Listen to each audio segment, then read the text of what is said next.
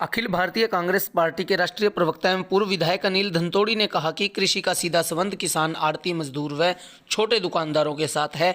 ऐसे में केंद्र सरकार द्वारा लाए गए कृषि कानूनों की वजह से पूरा हिंदुस्तान बर्बाद हो जाएगा। उन्होंने कहा कि कांग्रेस पार्टी किसानों के साथ खड़ी है तथा किसानों की मांग का समर्थन करती है। वह हठधर्मी सरकार से इन कानूनों को समाप्त करने की मांग करती है। अगर केंद्र सरकार ने इन काले कृषि कानूनों को वापस ना लिया तो कांग्रेस की सरकार आने पर पहली कलम से इन कानूनों को निरस्त करने का काम किया जाएगा।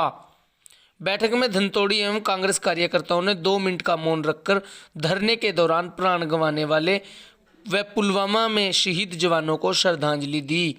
लाडवा रोड स्थित निजी पैलेस में किसान मजदूर सम्मेलन के नाम से आयोजित कार्यक्रम के दौरान कांग्रेस कार्यकर्ताओं की बैठक को पूर्व विधायक धनतोड़ी ने संबोधित किया। धनतोड़ी ने पूरे जोश और अंदाज में सरकार को घेरा।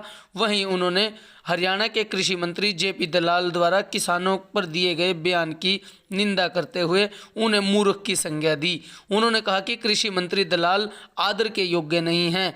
धनतोड़ी ने कहा कि इनेलो भाजपा की ही वीक पार्टी है और अभय चौटाला का त्याग पत्र देना इनेलो की किसानों को गुमराह करने की चाल है। उन्होंने कहा कि 26 जनवरी की घटना में भी भाजपा के लोग शामिल थे। कार्यक्रम था लगभग 81 दिनों से देश का अन्नदाता बॉर्डर पर बैठा है विभिन्न देश के, लेकिन भारतीय जनता पार्टी और नरेंद्र मोदी जी जाग नहीं रहे। किसान चिता रहा है, विनती कर रहा है, धरने दे रहा है, प्रदर्शन दे रहा है। आप लगभग 3 महीने से सर्दी कपाती 0 डिग्री टेम्परेचर में भी किसान वो बॉर्डर पे बैठा रहा, बिना छत के, सड़क के ऊपर आसमान नीचे धरती। लेकिन नरेंद्र मोदी जी, अरे आप कितनी परीक्षा लेंगे? ये वो किसान है, ये वो अन्नदाता है जो रोज इससे भी गहरे ठंडे पानी में जब अपने खेत का खाड़ का नाका बदलता है। भाई, मैं भी इसी धरती से हूँ, मैं भी ग्रामीण पृष्ठभूमि से आता हूँ, मैं भी किसान का बेटा हूँ, मैं इस दुख और दर्द को जानता हूँ। नरेंद्र मोदी जी, आपको आलू कैसे पैदा होता है और आपके भारतीय जनता पार्टी के नेताओं को पता भी नहीं होगा। मैं ये उस शाहबाद से आता हूँ जब पूरे देश का आलू पैदा करता है। शाहबाद वो इलाका है, यहाँ धान और गेहूँ सबसे ज़्यादा होती है, ये उपजाऊ धरती है। मेरा किसान आज रो रहा है, अन्नदाता मजदूर रो रहा है।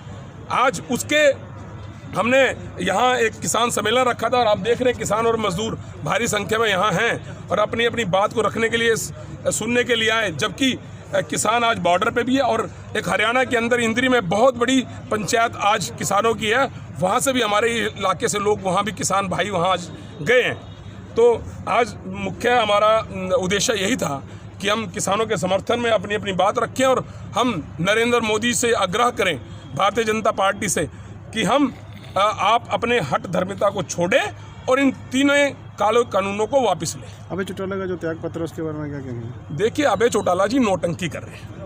मैं नहीं समझता, आप त्याग पत्र दे दिया आपने, उसके बाद आपने क्या किया? आप ये बी टीम है भारतीय जनता पार्टी की, एक ही तो विधायक है।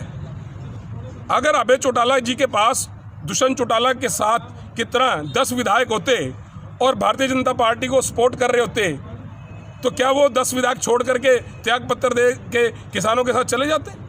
ये एक सोची समझी चाल है और किसानों को गुमराह करने की चाल है। जिस तरह से कांग्रेस इसमें क्या भूमिका निभा रही है आने वाले टाइम में इस आंदोलन? देखिए, हमने पहले भी बोला कि कांग्रेस का स्टैंड क्लियर है डे 1 से। कांग्रेस पार्टी और हमारी लीडरशिप, आदरणीय राहुल गांधी जी, सोनिया गांधी जी और हमारे पूरे देश के नेता, आपने भाई रणदीप सिंह सुरजेवाला जी को भी विभिन्न समय पर सुना कि हमारी कांग्रेस पार्टी का स्टैंड बिल्कुल क्लियर है कि हम किसानों के साथ खड़े हैं और अंतिम छोर की लड़ाई तक उनके साथ खड़े हैं जब तक उनके ये तीनों काले कानून वापस नहीं लेती भारतीय जनता पार्टी की सरकार। जिस तरह से इनके कृषि मंत्री ने कहा कि ये शहीदी किसानों की ये शहीदी नहीं है, उसके बारे में क्या कहेंगे? मैं आपको कहना चाहता हूँ, मैं उनको मूर्ख व्यक्ति मानता हूँ। मूर्ख की संज्ञा मैं उनको देता हूँ। जेपी दलाल जी, आप मूर्ख व्यक्ति हैं।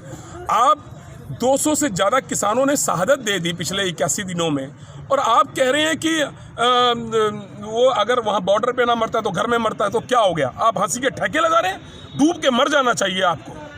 बाद में माफी भी मांगनी चाहिए। वो देखिए, भारतीय जनता पार्टी का चाल, चित्र और चेहरा आप जानते हैं। वो हमेशा गलत बयानबाजी करके और फिर यू टर्न ले लेते हैं। चाल चरित्र चेहरा ये भारतीय जनता पार्टी का। जिस तरह पुलवामा की आज शहीदों की बरसी भी है, तो क्या शपथ देखिए, पुलवामा के अंदर हमारे सैनिक, हमारे भाई शहीद हुए थे। आज दूसरी बरसी है। हमने 2 मिनट का मौन व्रत रख के उनको श्रद्धांजलि भी दी है। तो सैनिकों के लिए हम सलाम करते हैं और हमारा उनके सम्मान में जो है सर हमेशा उनको सलाम के लिए हमारी पार्टी के लोगों को और हमारा ऐसे ही खड़ा, हम हमेशा किसान के साथ खड़े हैं। हमारे भाई, मेरे रिश्तेदारी में से कई हमारे साथी भाई रिश्तेदार हमारे किसान नौजवान हैं भारतीय सेना के अंदर। किस इस मंच के माध्यम से आपने किसानों को या अपने जो वर्कर हैं उनको दिल्ली जाने के लिए हमने कहा आपके सामने, हमने भाषण में कहा अपने संबोधन में कि जितने भी हमारे किसान भाई आए हैं या मजदूर भाई आए हैं, अपने अपने सिस्टम से अपने अपने गांव पहले भी जाते रहे, हम पहले भी इसी तरीके से लोग जाते रहे किसान भाई।